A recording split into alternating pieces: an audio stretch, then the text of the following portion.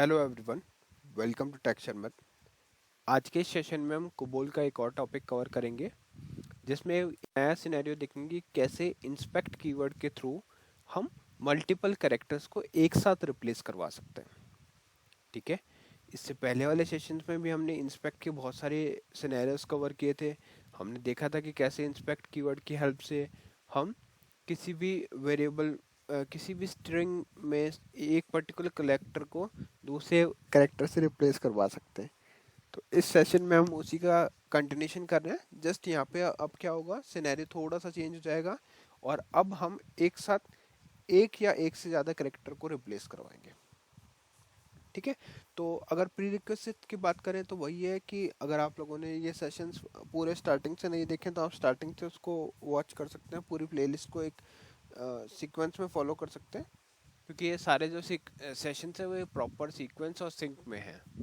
तो अगर आप थ्रू आउट प्लेलिस्ट को रेफर करोगे तो आपको और भी ज़्यादा इजीली जो ऑन गोइंग टॉपिक है वो समझ में आ जाएंगे। ठीक है। और अभी के लिए मैंने एक ऑलरेडी सैम्पल प्रोग्राम क्रिएट किया हुआ है, तो मैं आपको पहले वो वॉक थ्रू करवाऊंगा, उसको समझेंगे कि क्या क्या इसमें हो रहा है और फिर उसका आउटपुट भी देखेंगे। तो स्टार्ट करते हैं। तो यहाँ पे मैं प्रोग्राम एक ऑलरेडी क्रिएट किया हुआ है टेस्ट पीजीएम वन नेम से, इसको अपन देखते हैं।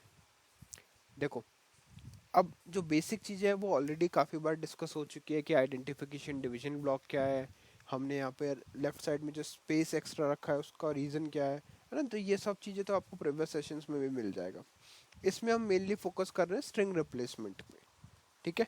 बट हो सकता है आप में से कुछ लोग डायरेक्टली इस सेशन को ही रेफर कर रहे हैं, तो उनके लिए बस मैं शॉर्ट में बता दूंगा कि आइडेंटिफिकेशन डिवीजन ब्लॉक क्या होता है। तो जब भी हम प्रोग्राम की आइडेंटिटी रिलेटेड इंफॉर्मेशन को शो करते हैं सोर्स के अंदर, तो उसके लिए हम यूज़ करते हैं आइडेंटिफिकेशन डिवीजन ब्लॉक का। ठीक है। तो ये वही ब्लॉक है। यहाँ पे अगर आप देखोगे तो हमने प्रोग्राम आईडी शो किया है। प्रोग्राम आईडी क्या डिनोट करा, प्रोग्राम आईडी डिनोट करा प्रोग्राम के नेम को। तो यहाँ पे जो टेस्ट पीजीएम वन है वो हमारा प्रोग्राम का नेम है। उसी तरह से हमारे पास ऑथर है। ऑथर क्या डिनोट कर रहा है, ऑथर के नेम को। तो ऑथर के नेम में क्या आ गया, टेक्सचर में। मतलब ये जो प्रोग्राम है, ये जो सोर्स है वो किसने क्रिएट किया है, वो नेम आ गया टेक्सचर मेथ। ठीक है। नेक्स्ट अगर हम देखें तो वो आता है हमारे पास कमेंट लाइन। कमेंट लाइन की नीड कब होती है, देखो जब भी हमारे को अपने सोर्स के किसी भी पीस ऑफ कोड के लिए कोई कमेंट डालना हो या कोई हेडिंग डालनी हो, तो वो हम डालते हैं। इंस्ट्रक्शन डालना हो, नोट डालना हो, तो वो हम कमेंट बना के डालते हैं। तो इस पर्टिकुलर सेशन में मैंने ये टॉपिक का नेम शो करने के लिए बस ये तीन लाइन का एज ए कमेंट डिक्लेयर करी है, जिसमें लाइन नंबर 5, 6 और 7 ये तीन लाइन है हमारे पास। ठीक है। तो कमेंट कैसे डिक्लेयर होता है, देखो कमेंट डिक्लेयर करने के लिए आपको लाइन वन से काउंट करना है। तो ये हो गया first line, second, third, fourth, fifth, sixth और ये सेवन्थ। सेवन्थ पोजीशन पे जब हम एस्ट्रिक रखते हैं तो उसके बाद जो भी लाइन हम लिखते हैं वो कंसिडर होता है एज ए कमेंट लाइन। ठीक है। तो ये तीनों क्या हो गया, हमारे लाइन कमेंटेड है। अब इस कमेंटेड लाइन में हमने टॉपिक क्या डाल दिया, replace all occurrence of character. ठीक है, ये आ गया, ये टॉपिक हो गया। इसके बाद लाइन नंबर 9 से हमने इनिशिएट कर दिया डेटा डिवीजन ब्लॉक। क्या होता है data division block, data division block के अंदर जो भी वेरिएबल का पोर्शन आता है वो सारा डिक्लेयर होता है वर्किंग स्टोरेज सेक्शन के अंदर। अब वर्किंग स्टोरेज सेक्शन क्या होता है, देखो थ्रू आउट द प्रोग्राम किसी भी पर्पस के लिए अगर हम अपने प्रोग्राम में वेरिएबल यूज़ करना चाहते हैं, तो वो सारे वेरिएबल्स जो है वो कहाँ पे आएंगे, वो सारे आएंगे वर्किंग स्टोरेज सेक्शन के अंदर। ठीक है। तो जो भी वेरिएबल डिक्लेयर होगा वो होगा वर्किंग स्टोरेज सेक्शन के अंदर। तो ये हमारा जो है वो क्या है, वर्किंग स्टोरेज सेक्शन। ठीक है।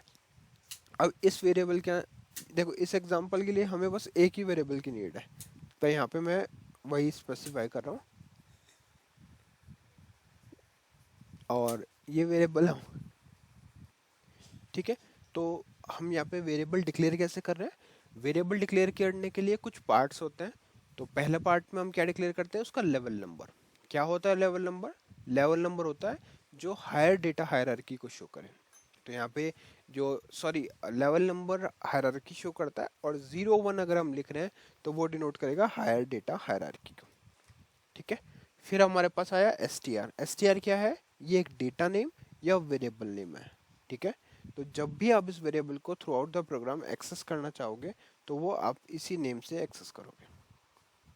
फिर हमारे पास है PIC जो डिनोट करता है पिक्चर क्लॉज को, ठीक है। PIC डिनोट कर रहा है पिक्चर क्लॉज को, और उसके आगे हमने लिखा हुआ है X(40). X(40) का मीनिंग क्या हो गया? अल्फा न्यूमेरिक 40 कैरेक्टर्स, जिसका मीनिंग है कि ये जो वेरिएबल है वो अल्फा न्यूमेरिक 40 कैरेक्टर्स को होल्ड कर सकता है। इसकी लिमिट है मैक्सिमम 40 और इसका डेटा टाइप है अल्फा न्यूमेरिक। फिर हमारे पास आता है वैल्यू क्लॉज जो एक ऑप्शनल क्लॉज है। देखो, यहाँ तक जिन लोगों ने पहले वाला सेशन देखा उनको यहाँ तक कोई इश्यू नहीं होगा, क्योंकि ये सब चीज़ें हम पहले भी देख चुके हैं। बट यहाँ से हम रिक्वायरमेंट को चेंज कर रहे हैं, और अब इस कोड को रिक्वायरमेंट चेंज के अकॉर्डिंग कैसे मॉडिफाई करना है वो मैं आप लोगों को बता रहा हूँ, ठीक है। यहाँ तक ये जो अभी तक कोड लिखा है वो सारा पुराने वाला ही है। अब देखो, वैल्यू क्लॉज में हमने क्या लिखा? Detection with podcast.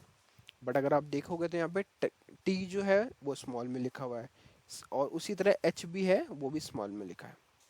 बाकी सब कैरेक्टर्स जो हैं वो कैपिटल में है। तो हमारी रिक्वायरमेंट क्या है? हमारी रिक्वायरमेंट है कि हमें सभी कैरेक्टर्स को कैपिटल लेटर्स में कन्वर्ट करना है, ठीक है। और उसके लिए हमें दिख रहा है कि यहाँ पे एक तो टी और एक एच जो कैपिटल में नहीं है, तो उसको हम कैसे कन्वर्ट करेंगे? उसको हम कन्वर्ट करेंगे इंस्पेक्ट कीवर्ड की हेल्प से। अब यहाँ पे देखते हैं कि इंस्पेक्ट कीवर्ड क्या होता है। देखो, इंस्पेक्ट कीवर्ड कब यूज करना होता है?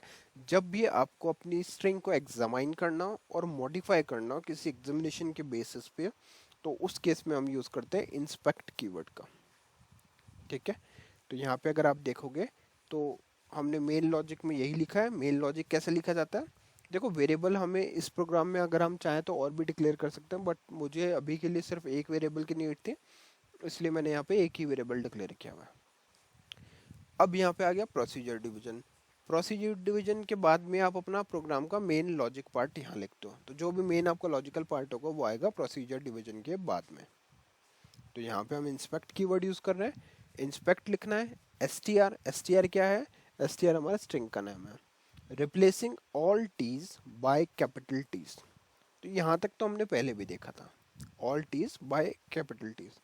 अब अगर हमारे को एक और करेक्टर को रिप्लेस करवाना है तो उसके लिए क्या करना होगा? देखो, सबसे पहले आपको यहाँ से ये हटाना है और यहाँ लिखना है ऑल, और यहाँ पे देखो ऑल टीज बाय टी तो करना ही है, साथ में all small H by H capital H, ठीक है। और फिर ये पीरियड का साइन आ जाएगा। तो अब ये लाइन नंबर 16 और 17 क्या डायरेक्ट कर रहे हैं? ये डायरेक्ट कर रहे हैं कि इंस्पेक्ट कीवर्ड को रिप्लेस करवाना है स्मॉल टी को कैपिटल के टी के साथ में, और स्मॉल एच को कैपिटल एच के साथ में, ठीक है। तो ये दोनों लाइन जैसे एग्जीक्यूट होंगी तो हमारा आउटपुट आ जाएगा। उसके बाद में हम क्या कर रहे हैं? उस आउटपुट को प्रिंट कर रहे हैं, तो यहाँ आ जाएगा display S T R after replacing characters, और यहाँ आ गया एस टी आर। एक काम करते हैं, इसको इंस्पेक्ट यूज करने से पहले भी प्रिंट कर लेते हैं, जिससे आप लोगों को डिफरेंस प्रॉपरली दिख जाएगा। यहाँ पे मैं इसको करता हूँ पेस्ट, यहाँ पे करते हैं इसको एंटर, ठीक है। और यहाँ पे कर देते हैं बस बिफोर, तो यहाँ पे बिफोर प्रिंट हो जाएगा, और फिर इसके बाद में आफ्टर वाला प्रिंट हो जाएगा। फिर लास्ट में हमने स्टॉप रन किया हुआ है। स्टॉप रन क्या करता है? प्रोग्राम के टर्मिनेशन को स्टॉप कर देगा। करते हैं इसको कंपाइल और आउटपुट देखते हैं। तो कंपाइल करने के लिए 14 ऑप्शन लेंगे, और ये कर दिया कंपाइल। अब जैसे मैं इसको कॉल करता हूँ तो पहला आउटपुट हमारा आ रहा है string replacing string S T R before replacing characters. तो देखो यहाँ पे टी आ रहा है स्मॉल का, एच भी स्मॉल में आ रहा है, ठीक है। फिर से एंटर करेंगे तो अब क्या आ रहा है? डिटेक्शन विद पॉडकास्ट प्रॉपरली आ रहा है, ठीक है।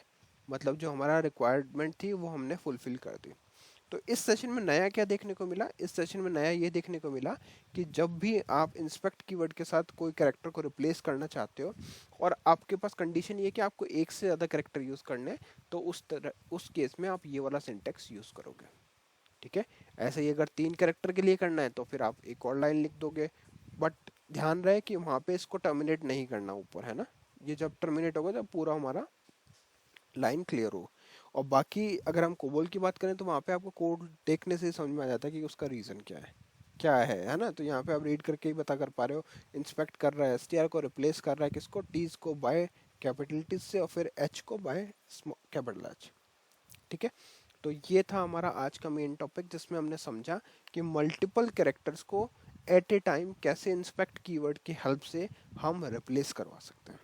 नेक्स्ट सेशन में हम बाकी टॉपिक डिस्कस करेंगे। So thank you for watching टेक्शन।